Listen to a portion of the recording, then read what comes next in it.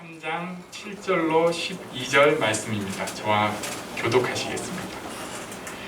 예수께서 제자들과 함께 바다로 물러가시니 갈릴리에서 큰 무리가 따르며 유대와 예루살렘과 이두메와 요단강 건너편과 또 고도와 시돈 근처에서 많은 무리가 또다 주님 그 일을 듣고 나오는지라. 예수께서 무리가 에워싸 미는 것을 피하기 위하여 작은 배를 대기하도록 제자들에게 명하셨으니 이는 많은 사람을 고치셨으므로 병으로 고생하는 자들이 예수를 만지고자 하여 몰려왔습니다. 더러운 귀신들도 어느 때든지 예수를 보면 그 앞에 엎드려 부르짖어 이르되 당신은 하나님의 아들이니이다 하니 예수께서 자기를 나타내지 말라고 많이 경고하시니라.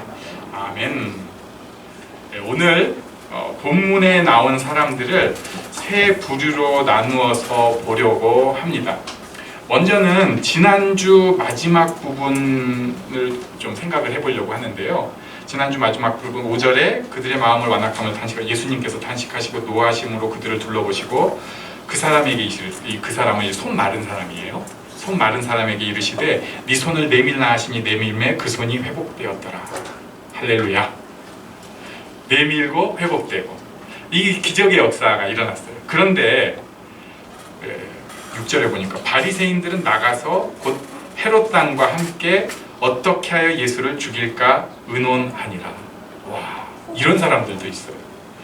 하나님의 기적, 병 고침의 기적, 회복의 기적 속에서도 죽일 트집 잡으려고 하는 사람들도 있어요. 이게 아주 좀 센 사람들이긴 합니다. 자기의 잘못된 생각에 콱 잡히면은 사람이 이렇게까지 가요.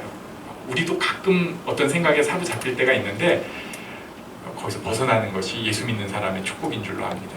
거기까지 가면은 나중에는 주변에 무슨 일이 있어도 사랑의 마음보다는 자기가 생각하는 그 판단으로 죽이려고 하는 거예요. 회복, 사랑, 평화 이런 거는 관심이 없어요. 오늘 본문에는 조금 다른 부류의 사람이 나옵니다. 그렇게 막 눈이 가려져가지고 트집 잡고 이런 사람이 아니고요. 우리 7절 한번 같이 읽어볼까요? 시작. 예수께서 제자들과 함께 바다로 물러가시니 갈릴리에서 큰 무리가 따르며. 첫 번째 사람들은 갈릴리의 큰 무리입니다. 갈릴리는 예수님께서 사역을 시작하신 곳이기도 하고 예수님의 고향 근처이기도 합니다. 그래서 이분들은 예수님의 사역을 쭉 듣고 따라온 좀 과장되고 정확하진 않지만 고향 사람들 이렇게도 표현을 할 수가 있어요. 그러니까 같은 지역 사람들, 그러니까 어느 정도 컨트롤이 되는 사람들이에요. 왜냐면은 지금하고는 우리가 좀 다릅니다. 옛날에는 지역이 되게 중요했어요. 그 지역 사람들끼리는 서로 이 질서가 유지가 되는 거예요. 자기들끼리의 질서가 있어요. 꼭 뭐 예수님을 믿고 뭐 하나님을 따르고 이런 걸 떠나서 누가 이상한 짓 하면 누구 아빠? 누구 아빠 아니죠. 옛날 말로 누구 애비? 왜 그러는 거야? 이러면은 바로 이렇게 되고 그 다음에 또 누가 또 이상한 짓 하면 야 누구 아들? 너 뭐냐? 뭐 이렇게 하면은 누가 보시네. 뭐 이런 느낌인 거예요. 이런 이제 지역 공동체적인 갈릴리 사람들의 모임이었습니다. 이 사람들은 예수님의 처음 사역 때부터 봤기 때문에 어느 정도는 좀 컨트롤이 되는 거예요. 예수님에 대해서는 정확하게는 잘 모릅니다. 자기들도 사실은 잘 몰라요. 그런데 병 고치시는 거 보니까 너무 좋아요. 따라다녀 보니까 분명히 뭔가 있어요. 예수님 말씀 따라다니면 거기 뭔가 그 축제적이고 진짜 놀라운 일이 있는 거예요. 잘 모르지만 뭐가 있는 것은 알 것 같습니다. 동양 사람들이라서 말하는 거나 문화적인 것도 서로 통하고 또 혼자 너무 설치는 사람도 없고 질서도 좀 유지되고 예수님 따라가면서 분위기가 잡혀있는 듯한 사람들입니다.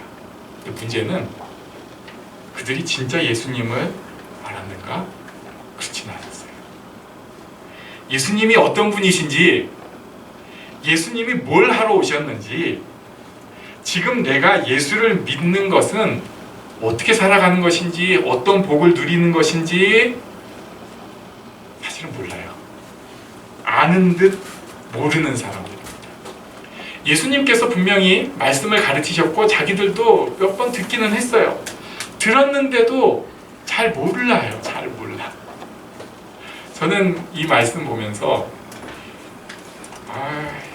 한국교회랑 좀 비슷한 것 같아요. 어떡하죠? 어느 정도 질서도 유지되고 자기들끼리 교회 문화라는 게 있어요. 우리도 교회 오빠 문화가 있고 교회 왕누나 문화도 있고 교회에서 그래도 어느 정도 수위가 있고 또 뭐 이런 거 다 있어요. 근데 문제는 진짜 예수님이 어떤 분이신지 알고 따라가는가. 내가 평생에 나를 전부 바쳐서 그 예수님 앞에 다 따라가는 게 진짜 예수님을 따라가는가 아니면 교회와 종교라고 하는 문화를 따라가는가 조금 헷갈릴 때가 있어요. 자, 8절에는 두 번째 많은 무리가 나옵니다. 이 사람들은 유대, 예루살렘, 이두메, 요단강 건너편 두로와 시돈에서 온 사람들이에요. 소문을 듣고 온 사람들. 예수님께서 하신 일들을 듣고 온 사람들이에요. 참고로 말씀드리면 예수님께서 이후에 이 지역도 거의 다 방문을 하시긴 해요. 그러니까 예수님께서 우리는 그냥 성경을 이렇게 보니까 거기만 계신 것 같은데 많이 다니시긴 했어요. 이 사람들은 이 갈릴리 호수에 올 때 그냥 온 게 아니라 며칠씩 걸어가지고 예수님 소문 듣고 완전히 예수님 만나려고 온 사람들입니다. 그러다 보니까 갈릴리 호수를 중심으로 해서 북쪽, 남쪽, 동쪽 뭐 완전히 다른 곳에서 와가지고 지역이 다 달라요. 기질도 다르고 심지어 언어도 좀 다른 사람도 있습니다. 이 사람들이 막 몰려들기 시작하는 겁니다. 10절 뒤에 보면은 몰려왔다는 표현이 있어요. 만지고자 하여 몰려왔음이더라. 이거는 헬라어로 보면은 몸을 던져서 달려드는 상황이에요. 좀 미안한 얘기인데 우리가 영화로 볼 때 그 좀비 스타일입니다. 근데 그 사실은 좀비가 이 군중들 몰려가는 걸 모티브로 해서 한 거예요. 이러면 안 되는데 만지고자 막 몰려오는 거예요. 예수님 앞에 사역이 안 됩니다. 예수님 보고 지금 며칠 동안 왔는데 이 중에 뭐 진짜 굶고 온 사람도 있을 거고 뭔가 난 진짜 예수님 사생결단 해야겠다. 그리고 자기 옆에서 컨트롤할 사람도 없고 자기 아는 사람도 아무도 없어요. 여기서 나 죽어도 돼. 여기까지 왔는데. 그러니까 그냥 덤벼드는 거예요. 뭐 한국 사람들의 그 요령 있는 새치기가 아니라 그냥 물밀듯이 그냥 막 뛰어드는 거죠. 그래가지고 9절에 보면은 제자들이랑 예수님이 피해서 배를 띄워야 할 상황입니다. 그거 있으면 큰일 날 상황이에요. 이분들은 싸우자고 하는 분들은 아니에요. 분명히 겉모습만 보면 되게 무서운 상황일 수도 있는데 막 몰려들고 멀리서 예수님 한 분 소문 듣고 찾아왔는데 그리고 그래서 달려드는 모습입니다. 어떻게 보면은 감정, 소문, 또 분위기로 신앙생활을 하는 사람들이라고 할 수 있어요. 어떤 때는 막 예수님께 그냥 막 덤벼들듯이 주야 하고 갔는데 그 다음에는 대면하고 몰라버리고 또 막 그냥 사생결단하고 난 예수님밖에 없어 막 하면서 달려드는데 그 다음에는 또 그냥 훅 사라져버리고 그래가지고 사실은 그 사람이 예수 믿는다고 하면은 주변에서 다 좋은 일이니까 놔두긴 하는데 겁나요. 이 사람이 예수 믿는다고 하면은 덕이 되는 게 아니라 불안해. 또 무슨 짓을 할지 몰라. 네, 세 번째 11절에는 더러운 귀신들이 나옵니다. 더러운 귀신들. 여기 그냥 더러운 귀신들도 어느 때든지 예수를 보면 그 앞에 엎드려 부르짖어 이르되 당신은 하나님의 아들이니이다 이렇게 표현을 그냥 했는데 더 정확하게 이것을 표현하냐면 더러운 귀신들이 장악한 사람들이 예수님을 보면 엎드린 것입니다. 그러니까 그냥 옛날 그냥 쉽게 한 말로 귀신 들린 사람들이에요. 귀신 자체는 말을 이렇게 예수님한테 한 게 아니라 사람이 얘기를 하는데 귀신에게 사로잡힌 사람들이 예수님을 보면 막 엎드리고 당신은 하나님의 아들이십니다 이렇게 얘기를 하는 거예요. 그러니까 우리가 추정할 수 있는 것은 그렇게 예수님이 놔두시지는 않았을 것 같아요. 성경에 나오는 얘기는 아니지만 추정이 아마도 다음 순간 예수님께서 이 사람들에게 마귀를 쫓아내시고 자유케 하셨지 않을까 이렇게 추정을 할 수 있습니다. 그런데 12절에 보니까 예수님께서 자기를 나타내지 말라고 많이 경고하셨다고 말씀하셨어요. 왜 예수님께서 자기를 당신은 하나님의 아들입니다라고 진리를 말하는 것 같은데도 이 귀신 들린 사람들한테는 그렇게 말하지 말라고 경계를 하셨을까? 첫 번째는 이 하나님의 아들이라는 표현을 당시 사람들이 받아들일 준비가 안 되어 있었습니다. 다윗의 자손 이렇게 얘기를 하면 하나님의 아들 이렇게 얘기를 하면은 이 사람들은 정치적인 반란만 생각을 하는 거예요. 정치적으로 왕이 될 사람으로만 이해를 합니다. 그러니까 예수님의 오신 그 하나님의 아들의 목적이 아니라 반란군 모아가지고 싸우는 것 뜻해요. 두 번째는 아직은 예수님의 때가 안 됐기 때문에 그렇습니다. 예수님의 때가 됐으면 나중에 이제 뭐 호산나 왕으로 오시는 이여 이렇게 하게 두겠는데 아직은 때가 안 되었기 때문이에요. 지금 하나님의 아들로서 타켓이 돼가지고 뭐 문제가 되는 그런 일은 피하고 싶었던 것으로 보이십니다. 아직은 예수님께서 더 가르치시고 더 치유하시고 더 선포하실 일이 있기 때문에 그랬던 것 같아요. 여기까지가 주석책에 있는 얘기들이에요. 근데 제가 직접 경험해 본 바로는 실전에서 귀신 들린 사람이 그런 얘기하는 거 굉장히 듣기 싫습니다. 저 지금 25년 전 일인데도 교회 와가지고 누가 막 할렐루야 하면서 막 하는데 힘들었어요. 제가 그때 하필 은혜 받았다고 맨 앞에서 기도하고 있을 텐데 누가 그러니까 되게 힘들고 이제 사람들이 그 사람 붙잡아가지고 막 기도해 주는데 그냥 막 옆에서 찬양 계속 하는데 이게 딱 거기 이제 또 누가 나서가지고 귀신 쫓아낸다고 이제 기도하고 옛날엔 그런 게 있었어요. 그래가지고 옆에서 기타 누가 칠 줄 아냐고 그래가지고 제가 또 기타 칠 줄 안다 그래가지고 기타를 그때 한 1시간 친 것 같아요. 열심히 기타 치고 찬양하고 그리고 나서 그분이 이제 좀 이렇게 편안해지니까 목소리도 달라지고 근데 듣기가 되게 싫더라고요. 여기서 이분들이 그랬는지까지는 모르겠는데 진짜 귀신 들린 사람이 소리 지르는 거는 듣기가 좋고 복음에 도움이 된다기보다는 빨리 그 입 막고 싶은 그런 경험이에요. 이건 뭐 신학적인 얘기도 아니고 그냥 제 경험입니다. 게다가 마귀는 대적자입니다. 마귀는 불순종이에요. 마귀의 특징 불순종, 대적, 거역. 그러니까 지금은 당신은 하나님의 아들입니다 하고 덥적 엎드렸지만 그 속에는 언제든 기회만 있으면 나 너 엎을 거다. 거역의 불순종의 메시지가 있는 것입니다. 굉장히 힘들게 하더라고요. 지금 세 부류의 사람이 오늘 본문에 나왔어요. 뭐 그냥 이렇게 그래도 그 질서 속에서 예수님 따르고는 있는데 아직 잘 모르는 사람들. 또 예수님 하면서 그냥 막 맹목적으로 덤벼드는 사람들. 그 다음에 넙죽 엎드리긴 했는데 불순종과 거역이 있는 사람들. 그렇다면 우리는 어떤 사람들인가? 사실은 요 세 부류하고는 우리는 좀 다른 사람들입니다. 오늘 본문을 뛰어넘어가야지 그게 나와요. 오늘 본문 지나서 13절 말씀 한번 우리가 같이 읽겠습니다. 13절 시작. 또 산에 오르사 자기가 원하는 자들을 부르시니 나온지라. 할렐루야. 아멘.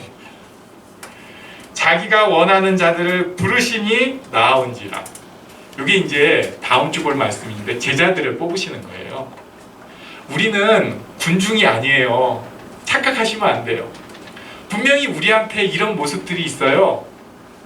그래, 나도 교회 문화에 쩔어가지고 그냥 대면대면하게 예수님 잘 모르고 하나님 뜻도 잘 모르면서 그렇게 살아가는 사람 나야.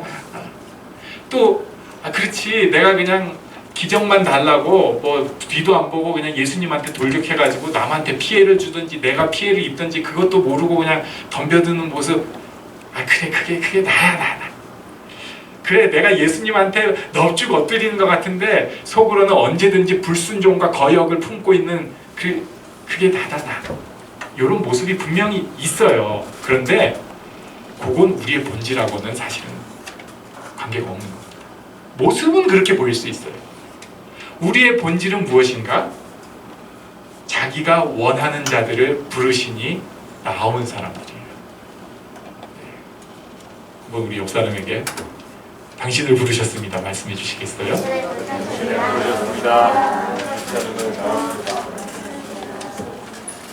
네, 이거 확실하려고 우리 교회 이름이 부르신 교회잖아요. 보통 일이 아니에요. 우리는 사람들 틈에 살고 있다 보니까 군중이라는 데 굉장히 익숙해요. 설교를 할 때도 1대1로 하기보다는 군중 많지는 않아요. 이렇게 한 사람이 여러 사람을 하고 또 교회라고 하는 또 어떤 무리 이런 것만 익숙하니까 예수님께서 나를 꼭 택해서 부르셨다는 것을 자꾸 놓칩니다. 우리는 예수님께서 꼭 찍어가지고 부르신 그런 사람들이에요. 그리고 너무 감사하게도 내가 왜 그랬는지 모르겠는데 그 부르심에 나아간 사람들이에요. 콕 찍어서 부르셨는데 나아간 거예요. 이게 우리의 정체성입니다. 그리고 나서 그 다음에는 우리도 사고도 많이 치고 창피한 일도 많이 있고 예수님도 잘 모르고 그래요. 제자들도 그랬어요. 하지만 우리의 정체성은 친히 부르시고 그 앞에 나아간 사람이라는 것을 놓쳐서는 안 돼요. 이런 사람들의 특권은 부르셔서 나간 사람들이기 때문에 기도하면서도 군중들이 하는 기도가 아니라 1대1의 기도가 가능합니다. 하나님, 저거 우리를 살려주세요. 뭐 이렇게 할 수 있지만 저를 살려주세요. 저를 붙잡아 주세요. 제 기도를 들어주세요. 우리에게 좋은 복을 주시옵소서. 뭐 이것도 가능하지만 제게 복을 주세요. 제게 있는 지금 이런 상황, 이 복잡한 상황 가운데 하나님 지혜를 주세요. 제 걸음을 인도해 주세요. 나의 그 유치하고 어떻게 보면은 크게 보면 아무것도 아닌 일 같은 그 작은 일들에 부르셨고 나아간 사람이기 때문에 하나님 앞에 그것들이 중요한 일들인 거예요. 그것들을 그대로 하나님 앞에 내놓을 수 있는 것입니다. 우리는 이런 복을 받은 사람입니다. 이런 사람들을 예수님의 제자라고 표현을 해요. 우리나라는 좀 자격증을 중시하다 보니까 제자 훈련도 1단계 받은 사람은 제자라고 하면 안 되고 2단계까지 받고 그 다음에 사역자반까지 해야지 제자라는 호칭을 받을 것 같은데 그것은 무슨 교회 제자 훈련을 받은 사람이 좋은 거예요. 하지만 예수를 따르는 우리 모두는 예수님의 제자. 예수님의 제자는 스승에게 들고 나아가서 물어볼 수 있어요. 지금 우리 삶, 코로나라고 하는 모두가 당한 위기 속에서 각 개인이 처해 있는 이 어려움, 이 속에서 내가 어떤 일을 해야 될지 하나님 앞에 내어놓고 인도함을 받는, 그리고 그 가운데 하나님의 복을 누리는, 풍성함을 누리는 우리들 되기를 바랍니다.